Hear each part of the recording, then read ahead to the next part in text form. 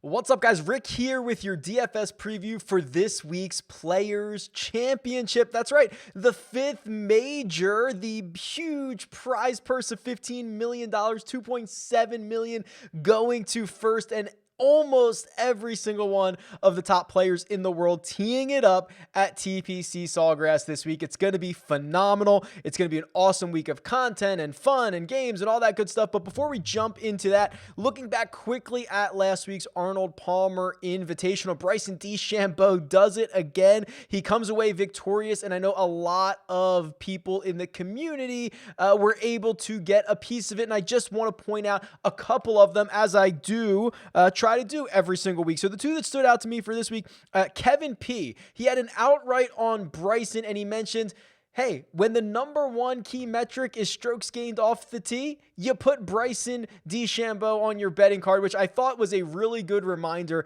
not to overthink things. You know, we can be paralyzed by the analysis and the statistics sometimes. And when the model says you got to be great off the tee, you go and you get the best driver of the golf ball on the planet. That's Bryson DeChambeau. So congratulations to Kevin. And then big congrats to DFS Daddy, who won $40,000 last week with his DFS lineup, and mentioned that he had signed up for RickRunGood.com a month ago, and he's had some close calls since and was able to hold on through 54 holes and win 40 grand. So congratulations, a couple of different winners from last week. And then also I pulled subscription winners. So if you want to join the RickRunGood.com community, first of all, now's a great time. And there's a couple of ways to enter a draw to win that, just like Daniel Spain did and Strumpy13 did. I've gotten in touch with you. I've reached out to you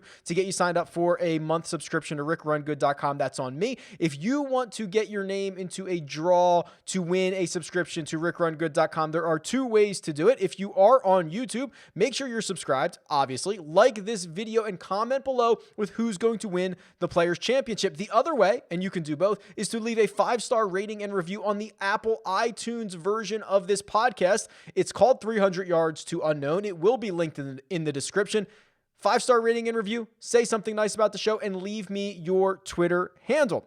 The rest of the week will be plenty of content as usual. There's going to be a betting and one and done preview. There's going to be fades. There's going to be sleepers. There's also going to be 2 live chats. There is going to be the regular 3 p.m. Eastern time live chat on Wednesday on the Rick Run Good YouTube channel. That is for all things question and answer, ownership, having fun, all that good stuff. And then there is a Jock Market Power Hour. If you have not played Jock Market yet, it is stock market DFS. People are winning money just left and right. It's unbelievable. Joe Idoni and myself are going to cover the Players Championship for this week. And also, we're going to start 15 minutes earlier. Big week. So that's actually going to be at 8 p.m. Eastern time on the Rick Run Good YouTube channel. A little bit of a bigger show. Maybe we'll have somebody on. Who knows what's going to happen, but it's going to be a lot of fun either way. I guess that's it for now. I can't wait any longer. Let's get into this week's Players Championship. TPC Sawgrass. This is the iconic Pete Dye design. It's a par 72, 7,100, 89 yards on the scorecard. It's Bermuda grass everywhere. I mean, the par 3 17th, the Peninsula Green, not technically an island, is one of the most recognizable holes on the planet. This course, one of the most recognizable courses on the planet. And, I think that the stretch from maybe 12 or 13 on is really unrivaled when you get to, the prestige of this event, the money that's on the line, the field that is usually in contention. So it should be a really great closing stretch. And, let's just jump right down to the key stats for this week, because last week at the API, the two that were so important were off the tee and approach. Those were the two we leaned on. Bryson wins the golf tournament. Corey Connors was up there. Keegan Bradley played well for 3.5 days. It was pretty true. And this week, unfortunately, even though we have such a great history at Sawgrass, right? Every year since 80, 86, I want to say, maybe even longer than that. So we've got plenty of history, even though I guess this is really only the second year that we are now back in March from the back in March from the May schedule. So there could be something to that a little bit, but very consistent year over year, and we don't have super strong correlated stats for this week. Strokes gained off the tee is still the number one stat, but it ranks 11th out of 50 of the PGA Tour courses, and then birdie or better and around the green, that's 21st. So last week we saw 2 top 5 stats. This week we have an 11th place stat, and we've got 2 in 21st. So I wouldn't say there's any real strong correlations around TPC Sawgrass, which is kind of reflected that, that passes the sniff test a little bit.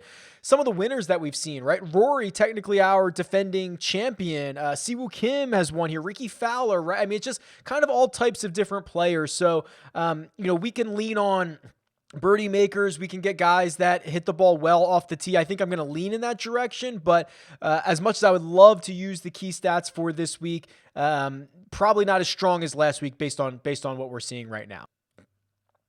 So, of course, if you want to look at this and you want to go, last 50 rounds, and let's just look at strokes gained off the tee for this field, and no surprise to see Bryson here again, and then you're going to see Sergio Garcia, Cam Champ, Jon Rahm, and Sung Jae Im. They're going to round out the top 5 here. And then if you want to go, birdies, so we can do birdies per round. That's kind of an interesting one. We could do Cam Davis, who is just a prolific birdie maker. He also makes a lot of bogeys as well, but that's okay.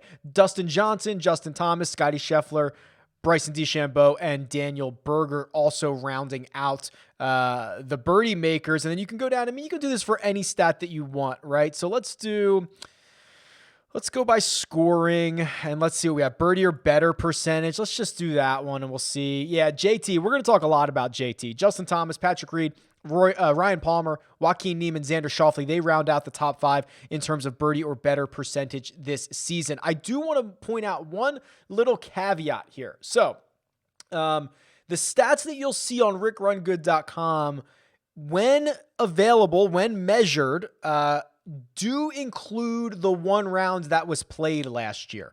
So Hideki Matsuyama goes out, shoots the course record on Thursday. Of course, this is the event that got shut down and stopped for the COVID-19, and we had the 91-day break from the PGA Tour. So there was one round. So if you want to see that one round, it is in the Holy Grail. All of those metrics, you can go round by round, and you could get a feel for what guys did just in that opening round last year. And I'll give you an example as we get later into this, as we go over to the cheat sheet, because there's one guy or two guys in particular that I think are at least interesting, but I did want to point that out. The one round of data is in the database if you would like to use it. The $10,000 range on DraftKings was 5 deep, but just got a little bit lighter because Brooks Koepka on Sunday, as Bryson and the leaders were making the turn at the Arnold Palmer Invitational, the news broke that Brooks Koepka has withdrawn from the Players' Championship. So he is out, citing a right knee injury, which is disappointing for sure. And it also creates a larger gap from the 10K range to the 9K range. So we'll talk about that in a second. But it's Dustin Johnson who leads the way at 11,002. Jon Rahm at 10,900. Rory McIlroy, technically your defending champion, at 10,600. And Xander Schauffele at 10,300. Looking at Dustin Johnson, this is kind of the one event that's been a little bit of his kryptonite, right? I mean, he's had some decent finishes here. He finished 5th in 2019. He's obviously plays well everywhere, but this is the one event that hasn't really worked out for him. It's hard to find any events on the PGA schedule that Dustin has played 11 times, which he has at the Players' Championship, with his best finish being a T5. Now, the good news is, really his best 3 finishes are his last 3 trips. It's 5th, 17th, and 12th. So if you're looking at shorter term tournament history, DJ still has plenty of that. He just hasn't won this golf tournament. Jon Rahm, 10,009. Rahm probably should have won this event in 2019, right? Remember that? He's in the bunker at, I think it was 12, which should be the par 5, and him and his caddy are having that discussion, like, you can't go for it here. You can't try to cut this. He shrugs off his caddy. He proceeds to try to carry it over the water. Doesn't come close. I think he makes a bogey or makes a double and just is never the same after that. But Jon Rahm probably feels like he's got a little bit of unfinished business at TPC Sawgrass. He's coming in off a 32nd at the WGC, and he's been, phenomenal in the last year or so in terms of his results. Rory McIlroy. Let's deep dive Rory because I think of the 10K guys, he's the most interesting from we don't have to have a full on conversation about Dustin Johnson and Jon Rahm. They're both great. Xander Schauffele, they're great, right? Like these guys are great. Rory, I think, is the most interesting because I want to pull up his holy grail here, and I want to go almost tournament by tournament just to kind of see what's going on here with Rory. And we've seen more of the same at the Arnold Palmer, which is this right here. Just the approach game, irons and wedges, really struggling in that category, failing to put it all together for 4 rounds at a time. He jumps out to, I think he was a 36-hole leader last week or co-leader last week, finishes in a tie for 10th. So let me be very clear here. If you look at the time since Rory last won, which was the WGC HSBC, it was at the end of 2019, it has been bad only by Rory McIlroy standards, right? I mean, you look at all of the top 5s, even since the restart, he goes 8th at the US Open, 21st at the CJ Cup, 17th at the Zozo, 5th at the Masters, 6th at the Workday, 10th at the Arnold Palmer, 13th in Phoenix, 16th at Farmers. There are about all but 10 guys on the PGA Tour that would kill for this set of results. And we say this is basically a failure from Rory McIlroy. So I really think we need to recalibrate our expectations and what our baseline is for Rory. Now, he is seemingly one of the safest, most consistent golfers because he played, by all accounts, pretty poor last week at the Arnold Palmer and finished 10th. And that is something he seems to be doing a lot, playing well below his standards and popping up on the first page of the leaderboard. So I don't know. I assume he's going to flip the switch at some point. The Players is obviously a great spot for him, but I think we need to stop acting like Rory is in the midst of an unbelievably terrible run. It's been great for anybody not named Rory McIlroy. Now, the 9K range, I think this is where everybody's going to want to go. It's got Justin Thomas, Bryson, it's got Webb, it's got Morikawa, it's got Hovland, it's got Cantlay, Tony Finau. These are some of the hottest and most popular golfers on tour right now. Let's talk about Justin Thomas because he's a guy that I think has legitimate winning upside. Let's pull up his there's a couple different ways we can do this. Let's go to his holy grail. Let's just stay here while I have it up. Justin Thomas has been trending. This is what I like to see at Workday. He was horrible on Thursday. He was second in the field in strokes gained approach. He gained 9.5 strokes at the Workday. He was second to only Colin Morikawa. He lost 6 off the tee. Is Justin Thomas going to lose 6 strokes off the tee again? Probably not, considering that was his worst event in my database. That goes back to the start of 2015. Justin Thomas's worst tournament was the Workday in his last start. So let's assume that he gets back to being a plus driver of the golf ball. He does something similar to what he's done this year with his approach game, and he rolls to a 0 putter. Like, that's the formula for Justin Thomas to win this. He's been lurking. He's got a lot of great finishes. I think JT is a really sound option for this week. Below that, Bryson. The guy's special, man.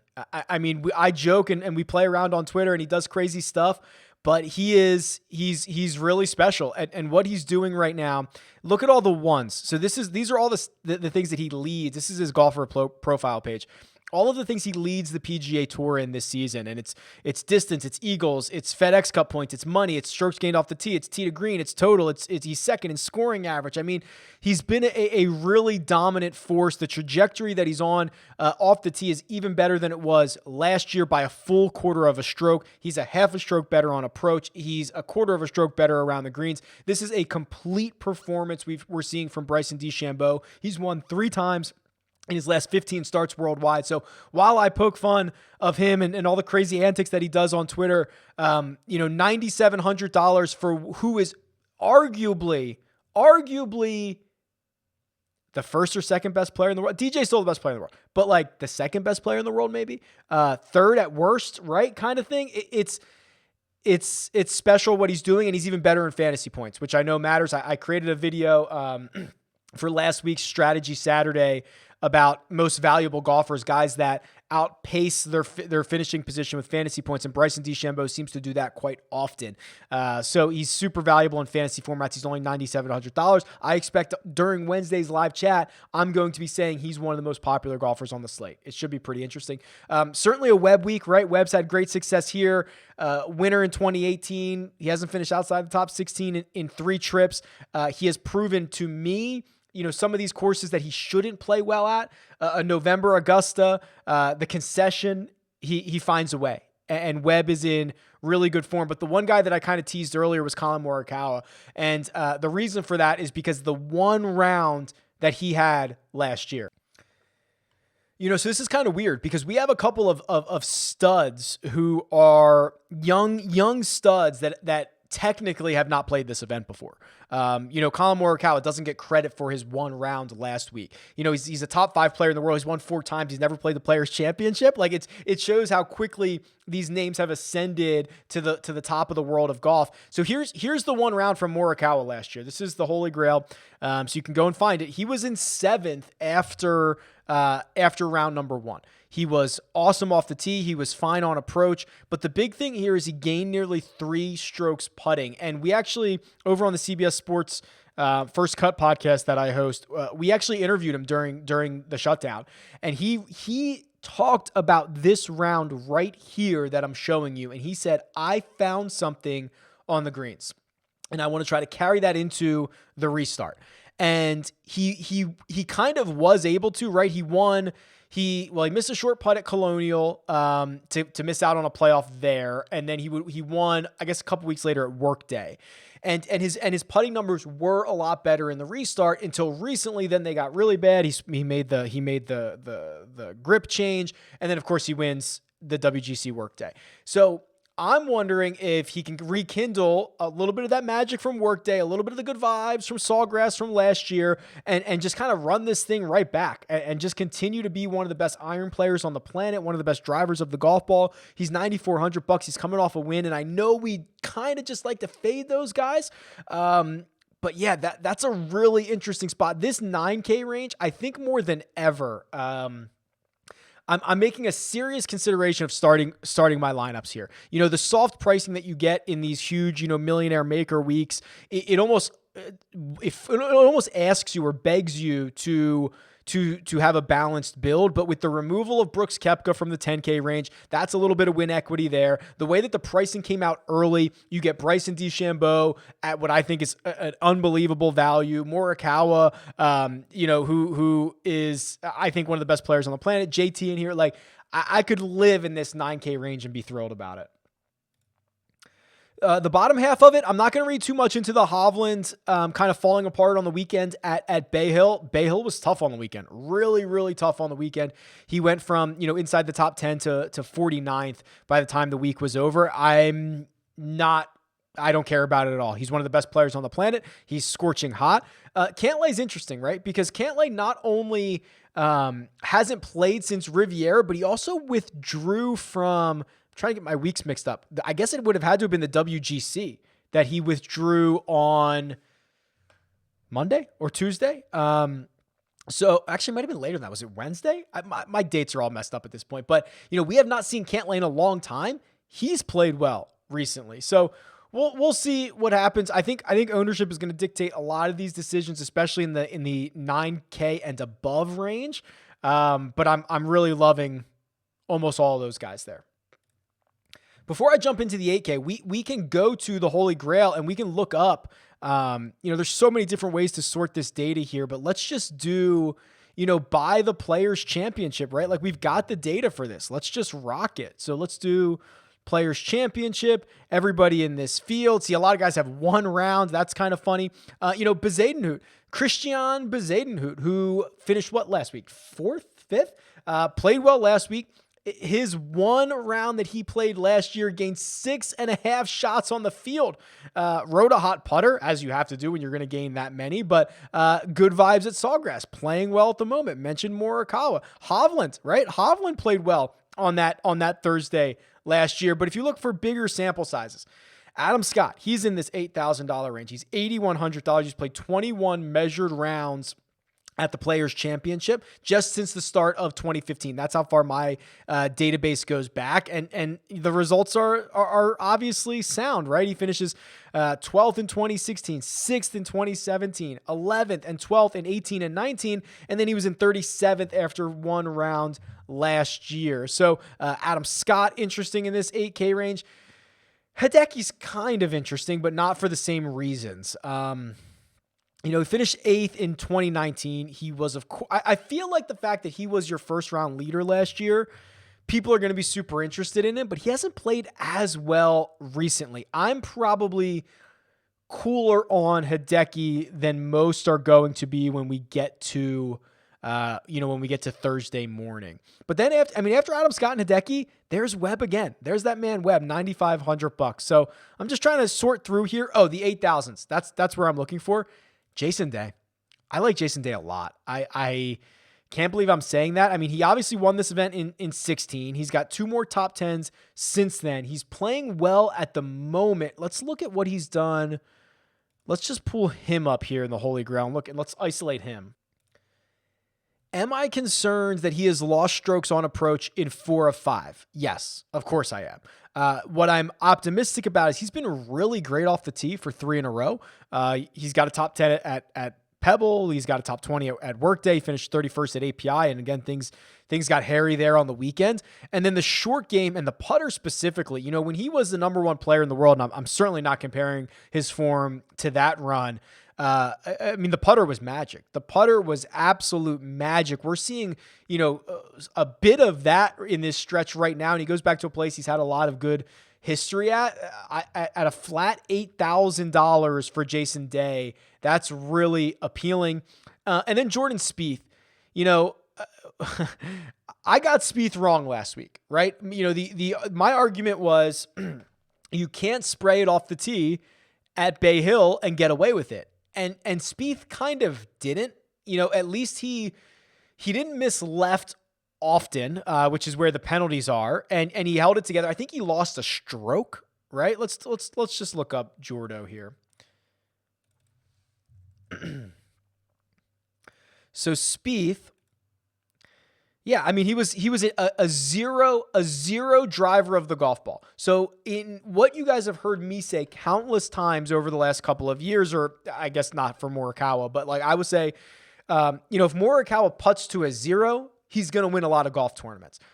Jordan Spieth's like, if he drives to a 0, he's going to win a lot of golf tournaments because the approach game has been sound. His around the green and short game magic is back. He finds a way. I don't know how he does it to get the ball in the cup and to just pull out the magic when necessary. And he just seems to be the only guy who's able to do it. So here's the stretch I'm interested in. Be a 0 putter, which he has done for 3 straight events. And those events have resulted in a 3rd place, a 15th, and a 4th. Be a 0 driver, and you are going to find a way. The only other concern here, Spieth's been bad at Sawgrass, right? I think he's missed 4 of his 5 cuts here. His best finish was, I think, 15, which, now is 5 years ago, 5 years, so it's just like, this has been his kryptonite. So we'll see, but I really like what I see from Jordan Spieth at the moment. The other guy who has really bad course history is Paul Casey. Casey's best finish here, I think, was 2006 or 7. He's played it a ton, missed the cut half the time. He's withdrawn a couple more times. So I'm not sure I'll go back to the Casey well. I'll probably focus on Spieth a little bit.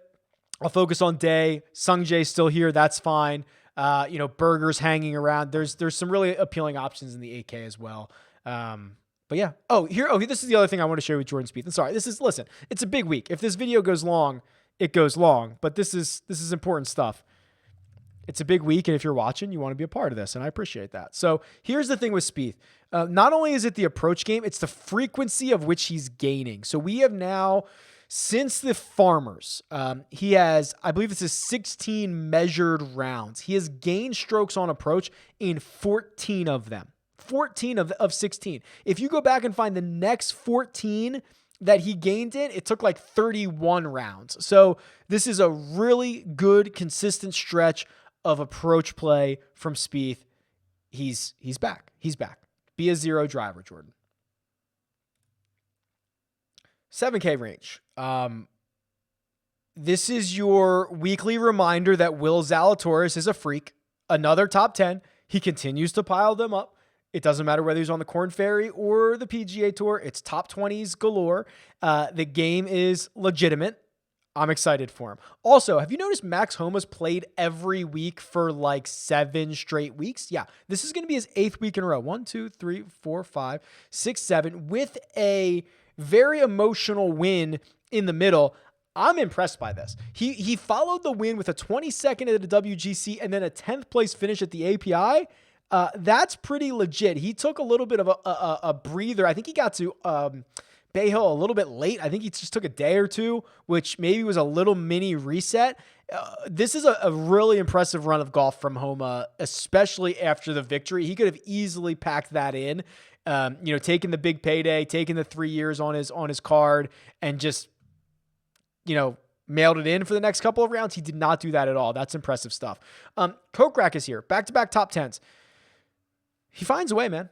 Another impressive guy, right? After he won CJ Cup, he backed it up the next week at Zozo. He just finds a way. These guys are grinders. Always good to see. Are you going to go back to Louis? I think you kind of should. He burned 10% of us last week when he withdrew. What do you withdraw? After lock, but before he teed off, which is always fun. When Louis plays, he plays very well. 11th at Waste Management, 6th at the WGC. Those are his last 2 starts, and it's Louis, so of course he has a runner-up finish at this event. Okay, now this to me is the time to go back to Sam Burns. So Sam Burns, who for 2021 has been one of the better fantasy players in terms of value, in terms of a lot of different things. He's $7,300. He was incredibly popular at the Arnold Palmer last week and missed the cut and burned everybody. And there are a lot of people who are not going to go back to Sam Burns. Well, what were the metrics that we asked for this week? We asked for off the tee. Sam Burns, very good off the tee. In fact, let's pull up his golfer profile and let's just look at this. Sam Burns off the tee is 21st on the PGA Tour. What is he in? Do I have his birdie or better numbers here? Because that was the other one.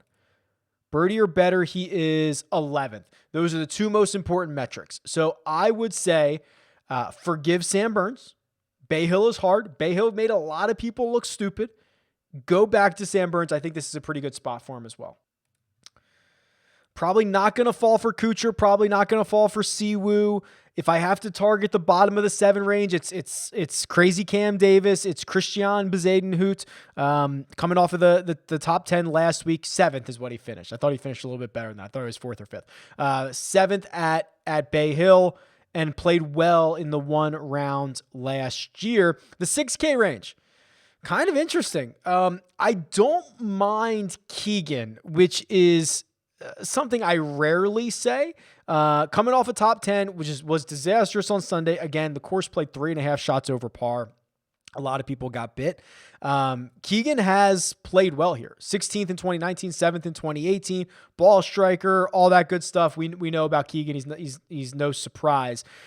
Really concerned about going back to Zach Johnson. I want to pull him up because I think he's worth a deeper dive here. I actually got on Zach Johnson in the $200 single entry last week because of a comment in the live chat was talking about what a good cut maker he was. And it's true. He's made, I believe now 12 in a row, which has got to be one of the longest active streaks on the PGA Tour. But I had to watch this all week. A guy lose 6 strokes on approach and gain 6 on the greens. Now, This is 2 events in a row that he's lost strokes on approach. He was a small negative at waste management, missed the cut there.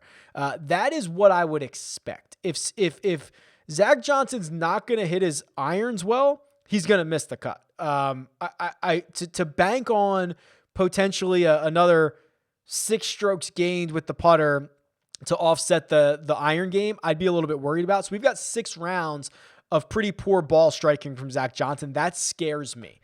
That is not what got him to 12 cuts in a row. And it feels like oil is leaking. So I don't think I can endorse Zach Johnson in any meaningful way this week. I'll point it out again. Brendan Steele is routinely underpriced. The guy's piling up top 40s. He had a 20th place at API. Emiliano Grillo, believe it or not, has added a hair of consistency to his game. He has been one of the most inconsistent players on the face of the earth for the last 2 years. He has put a little bit more consistency in his game. He's got back-to-back top 25s. And then Matthew Neesmith. I think that Matthew Neesmith is easy to go away from because he's just one of these 6K guys who missed the cut last week at Arnold Palmer. He missed the cut by 2 strokes, and he lost like 2.5 strokes putting. He was still a gainer. Actually, I think he lost more than that. I think he lost 3.5 putting. He was still a gainer on approach. Yeah, he lost 4 strokes in 2 rounds putting. He was plus 2.5 on approach. That's what I want to see. I think that's an interesting spot. The lowest I would go, because I know you guys like to always ask, the lowest I would go in the 6K range and feel somewhat comfortable about that, right? That's kind of the caveat there. Putnam's been on a pretty good run, right? Fifth at Puerto Rico, 4th at the Arnold Palmer, 7th at Waste Management, 21st at the American Express. He's made 6 straight cuts. He's not my cup of tea kind of guy because he's so bad off the tee and he relies on the putter, but that wouldn't be the worst thing in the world. Okay, how about this? Johnny Vegas. We saw him in Puerto Rico, played well there, finished 3rd here last year. Remember that putt he made? Or it wasn't last year. I'm going to say last year a lot. It was 2019. Remember that putt he made? Longest putt ever on 17. Pretty fun stuff. Maybe he can rekindle a little bit of that magic. That's probably the lowest I'd be willing to go, but I don't want to go that low. I want to go to like Naismith at 6,700. That's probably the best I'd feel about it. Custom model. Let's do it. If you're in the Slack channel, you might be on the lookout for something this week in regards to a custom model. Little professional tease there. We're brewing on something. I've been promising something for a long time. I've been brewing it up. Just keep your eyes open. Let's see what happens. All right, what do we know about this week? Strokes gained off the tee, it's important. Let's go 20. We know that birdie or better is important. Let's go 20. Well, I can't go more. So let's go 20, and let's change off the tee to 25. And then we'll do approach to 15. Well, I've got a lot left. So I've got 40 left. Distance is always good, so let's do 10, but I don't want to double count it too much. A lot of sand out there. Let's do a little bit of scrambling. I'm just going to mix it up a little bit here. And then the par 5s you got to take advantage of. Let's do some on the par 5s there. Let's run this model. Oh, boy. Justin Thomas, my number 1 golfer, which is great because I love Justin Thomas this week. Xander Schauffele, number 2. John Rahm, Dustin Johnson, Rory McIlroy, Scotty Scheffler, Daniel Berger, Hideki Matsuyama, Bryson DeChambeau. This is pretty straightforward. I probably would have... Who's the biggest surprise on this list? Scheffler? That he's the 6th ranked golfer. He's 8,900. Isn't it funny that Scheffler's more expensive than Daniel Berger? And Berger's won twice in the restart. Scheffler's never won in his life. Is that interesting? Could be interesting. I don't see any surprises here. Sometimes I pop this open and I'm really surprised. These are the biggest names in the world, as they should be. It's the Players' Championship. 48 of the top 50 players are here. It's going to be an awesome week. There is plenty more content coming. I'm stoked for it. This is going to be awesome. Let me know what you think. Tweet me at RickRunGood. Leave a comment below. Best of luck this week, and I'll talk to you guys soon.